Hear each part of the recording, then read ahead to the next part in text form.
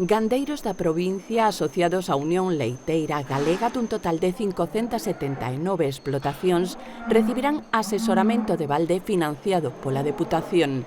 A chega de 60.000 euros da institución provincial permite a Ulega manter a asistencia técnica e legal que ofrece aos produtores lucenses.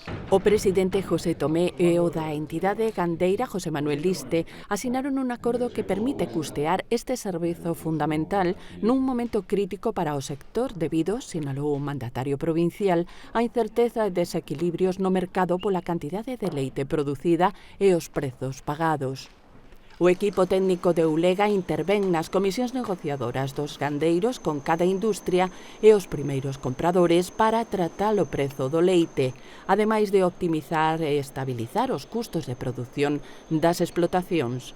Uns prezos que, segundo os datos da Organización Agraria, son os máis baixos do conxunto do Estado, sendo Lugo unha das provincias con maior número de granxas, volume de produción e empresas de transformación.